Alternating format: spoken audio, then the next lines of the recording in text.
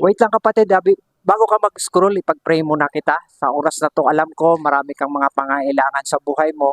At ngayon na gusto kong ipag-pray kita. Okay? Father God, salamat sa oras na to, Lord, sa buhay ng kapatid ko na nasa kabilang screen. Ikaw ang Diyos na nakakakita sa kanyang lahat na kanyang mga pangangailangan. Pagpalain mo siya, Panginoon.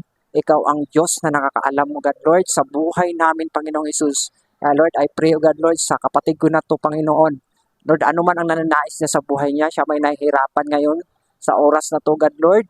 Turuan mo siya, bigyan mo siya ng kalakasan, Lord, na magampanan at Lord, anumang bagay, Panginoon, na bumabagabag sa kanyang isipan, Lord, tuturuan mo siya, Panginoon, na lahat ito ay malampasan niya. Ikaw ang aming Diyos na hindi nagbabago noon, ngayon at magpakailanman. I pray, O God, Lord, pagpalain mo ang taong ito, Panginoong Isus, gabayan mo siya. Kung siya man, Panginoon, ay may sakit ngayon, nakakaramdam ng pagod, hirap sa kanyang isipan, Lord. Lord, ikaw ang aming Diyos na tagapagaling. Ikaw ang Diyos noon, ngayon at magpakailanman.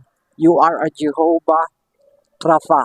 You are a healer, O God, Lord. I-bless mo siya, Panginoon. Pagpalain mo sa oras na to, God, Lord, I pray. Nakamta na niya ang healing sa kanyang katawan, O God, Lord. Thank you, Lord. In Jesus' name I pray. Amen. Kaya kapatid, kung ikaw napagpala sa prayer na to, please share this video para sa ibang tao na ngailangan din sa panalangin na to. God bless you more and more.